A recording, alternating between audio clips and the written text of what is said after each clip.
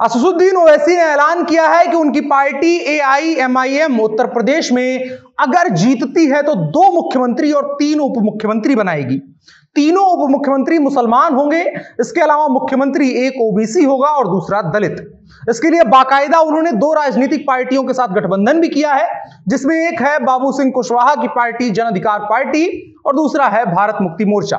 यानी साफ तौर पर असदुद्दीन ओवैसी उत्तर प्रदेश में मुसलमान वोटरों को साध रहे हैं और इसीलिए लगातार ऐलान कर रहे हैं कि प्रदेश में जब इनकी सरकार आएगी तो सरकार के कैबिनेट का नेतृत्व शीर्ष 3 लोग मुसलमान करेंगे। अब सवाल है कि क्या उत्तर प्रदेश की जनता और उत्तर प्रदेश का मुसलमान असदुद्दीन ओवैसी को इस बात पर वोट करेगा? और सवाल है कि राजनीति में जहां सबके प्रतिनिधित्व की बात करने की कोशिश नेता करते हैं, कम से कम ऊपर ही ऊपर, वहां पर असदुद्दीन ओवैसी धर्म विशेष के प्रतिनिधित्व को सुनिश्चित करने की बात कर रहे हैं। बात ही नहीं कर रहे हैं बल्कि यह कह रहे हैं कि सिर्फ धर्म विशेष ही वहां पर रहेगा। क्या उत्तर प्रदेश में यह नए तरीके की मुसलमान राजनीति की शुरुआत है? इन तमाम सवालों के मद्देनजर समझेंगे कि ओवैसी की आगे की रणनीति क्या है। नमस्कार, मेरा नाम है अनुराग मिश्रा और आप देख रहे हैं जनता जंक्शन। उत्तर प्रदेश की कुल आबादी में 20% की हिस्सेदारी मुसलमान आबादी रखती है और उत्तर प्रदेश की 403 विधानसभा सीटों पर 107 सीटें ऐसी हैं जहां पर मुसलमान मतदाता को यह माना जाता है कि वो हार और जीत को तय करने की हैसियत रखते हैं। और बिहार में मुसलमान राजनीति को, अगर हम उत्तर प्रदेश से निकल के बिहार में आए तो यहां मुसलमान राजनीति को एक नए ढंग से परिभाषित करने की छोटी सी कोशिश ओवैसी कर चुके हैं। पिछले चुनाव में जहां पर 5-6 सीटें जीते थे, उसके बाद अब उत्तर प्रदेश में भी एक तरह से धर्म के आधार पर ब्लैकमेलिंग की राजनीति शुरू कर रहे हैं। अब सवाल है कि इसका फायदा और नुकसान किसका है। शुरू से शुरू करते हैं, थोड़ा पीछे जाते हैं। जब मुलायम सिंह यादव और मायावती और समाजवादी पार्टी और बहुजन समाज पार्टी उत्तर प्रदेश की राजनीति में सक्रिय थे और उसके साथ साथ जब इनकी सरकारें आती जाती रहती थी, तब मुसलमान और यादव और OBC का जोड़ तोड़ करके मुलायम और मायावती राजनीति किया करते थे। कमोवेश बिहार में भी लालू यादव ने भी वैसी ही राजनीति करी और 15 वर्षों तक बाकायदा सत्ता की मलाई काटी।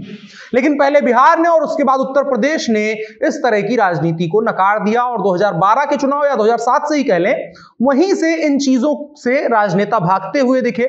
अखिलेश यादव की बात करें खास करके तो उन्होंने पार्टी की परंपरागत राजनीति MY समीकरण से हट करके असली समीकरण की राजनीति शुरू करी और सरकार भी बनाई। उसके बाद भारतीय जनता पार्टी की सरकार आई तो इस बात पर मुहर लग गई कि अब उत्तर प्रदेश की राजनीति सिर्फ मुसलमान, यादव और OBC समीकरण को जोड़ करके सफल नहीं होगी।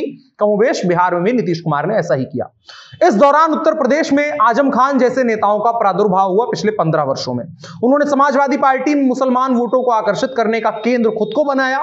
फिर भारतीय जनता पार्टी की राजनीति आई, जिन्होंने हिंदू सेंट्रिक राजनीति करनी शुरू करी और ट्रिपल तलाक को खत्म करके जो कदम उठाए, उसके बाद प्रोग्रेसिव मुसलमानों और मुसलमान महिलाओं के वोट को अपनी तरफ भाजपा खींची और पिछले 8 वर्षों से इसी तरह की राजनीति के दम पर सफलता प्राप्त कर रहे हैं। अब इस पूरे कालखंड के दौरान असदुद्दीन ओवैसी लगातार खुद को मुसलमानों का इकलौता राष्ट्रीय नेता साबित करने की कोशिश कर रहे हैं। कई जगहों पर जहां मुसलमान बाहुल्य सीटें पड़ती हैं, वहां पर एक आध बार इन्होंने जीत भी हासिल करी है। लेकिन उत्तर प्रदेश में इस तरह की राजनीति की दाल अभी तक ओवैसी की गल नहीं पाई है। लेकिन एक बार फिर से असदुद्दीन ओवैसी ने इस विमर्श को शुरू करने की कोशिश की है कि क्या उत्तर प्रदेश का मुसलमान वोटर एक तरह की गठजोड़ की राजनीति को बल देगा या फिर जो 15 वर्षों से करता आया है स्पष्ट बहुमत वाली सरकार बनाना, वो बनाएगा। क्योंकि कितनी भी कोशिश कर ली जाए, अकेले मुसलमान या अकेले हिंदू की कोई भी बिरादरी कम से कम उत्तर प्रदेश में सरकार नहीं बना सकती है। पिछले 15 वर्षों में उत्तर प्रदेश की राजनीति ने बताया है कि यहां पर समावेशी विचारधारा और विकास की बात करने वालों को ही सरकार में मौका दिया जाएगा, काम जैसा भी हो करें। और प्रदेश की जनता गठजोड़ की राजनीति के जरिए नंबर गेम को साधने के लिए ब्लैकमेलिंग और कॉम्प्रोमाइजिंग वाली राजनीति से कम अपना नुकसान नहीं चाहती है, बल्कि स्पष्ट बहुमत दे करके वो एक सरकार बनाना चाहती है जिससे मौका बेमौका वो सवाल पूछ सके और अगली बार अगर अच्छा काम ना करे तो स्पष्ट रूप से उसको बाहर करके दूसरी पार्टी को बहुमत दे, जैसे बसपा और सपा के साथ हुआ है, जिसके बाद भाजपा को मौका मिला। जिससे कि प्रदेश में सरकारें जनता के लिए सोचेंगी, जनता के लिए सीधे तौर पर जवाबदेह होंगी, ना कि अपने गठबंधन में बैठे 5, 10, 25 विधायकों वाले नेताओं को खुश करने में व्यस्त रहेंगी। कम से कम अभी तक जो हम देखेंगे, जब जब गठबंधन की सरकार रही है, वहां नंबर गेम को साधने में ही 5 साल बीत जाता है, जनता इधर उधर की रह जाती है। फिर गठबंधन वाले नेता 20-25 विधायकों का अपना अपना इलाका पकड़ के राजनीति करते रहे थे। लेकिन इस तरीके से पिछले 10-12 सालों में हमने देखा है कि राजनीति धीरे धीरे बदली है और और जब से भाजपा सेंटर में आई है तब से कम भारत में स्पष्ट बहुमत का जो चलन है वो तेजी के साथ बढ़ा है और जनता ने भी ये मानना शुरू किया है कि स्पष्ट बहुमत देंगे तो एक नेता चेहरा होगा, हम उससे सवाल पूछेंगे, अगर वो काम नहीं करेगा और जवाब नहीं दे पाएगा तो उसको सत्ता से बाहर कर देंगे। अब देखिए ओवैसी किस तरह की राजनीति को करने की कोशिश कर रहे हैं। वो फिर से धर्म और उसके बाद जाति की दुर्गंध को प्रदेश में लाना चाहते हैं और प्रदेश को उसमें लथेरना चाहते हैं। कल जब मुखिया गुर्जर सपा में शामिल हुए, उनको टिकट मिला, तो ओवैसी ने उनकी पुरानी तस्वीरों के सहारे, जो आरएसएस की लाठी पकड़े हुए और उसका ड्रेस कोड पहने हुए थे, उसके जरिए अखिलेश पर करारा तंज कसने की कोशिश करी। ओवैसी ने ट्वीट करके लिखा कि समाजवादी पार्टी एक वॉशिंग मशीन है, कुछ दिन पहले भाजपा के लिए भी इस्तेमाल करते थे। खैर, वो लिखते हैं कि सपा एक वॉशिंग मशीन है जिसमें संघी सेक्युलर बन जाते हैं। मरहूम कल्याण सिंह, हिंदू युवा वाहिनी के सुशील, स्वामी प्रसाद मौर्य, और अब ये उम्मीद है कि मुसलमान समाजवादी पार्टी के नेता की गुलपोशी करेंगे और इनके सामाजिक न्याय और अपनी जवानी कुर्बान करेंगे। बाकी बी टीम का ठप्पा तो हम पर ही सिर्फ लगेगा। साफ तौर पर वो अपने आप को एक तरीके से डिफेंड कर रहे थे, जो बार बार उन पर ठप्पा लगता है कि वो भाजपा के लिए बी टीम खेलते हैं और सारे मुसलमान वोट कंज्यूम करने की कोशिश करते हैं और बाकी पार्टियों का नुकसान पहुंचाते हैं।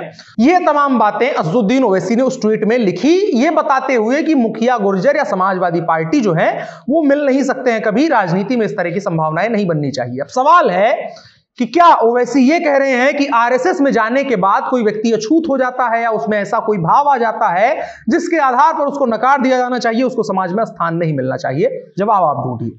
साफ तौर पर ओवैसी यही संदेश कल भी दे रहे थे और आज उन्होंने 3 मुसलमानों के उप मुख्यमंत्री वाली एक लोकतांत्रिक सरकार बनाने की बात करके इस बात पर मुहर लगा दी है कि वो साफ तौर पर नंबर गेम खेलना चाहते हैं और साफ तौर पर एक समाज में विभाजन की राजनीति कर करके एक स्पष्ट लकीर खींचने की कोशिश कर रहे हैं कि अगर वो किसी भी सूरत में नंबर गेम में आते हैं तो धार्मिक ब्लैकमेलिंग करेंगे, क्योंकि साफ है 107 सीटों पर मुसलमान वोटर हैं तो किसी कीमत पर बहुमत नहीं मिल सकता है। लेकिन अगर 107 में से 20 सीटें भी जीत पाते हैं और सपा को जरूरत पड़ती है तो वो नंबर गेम का ब्लैकमेलिंग खेलेंगे।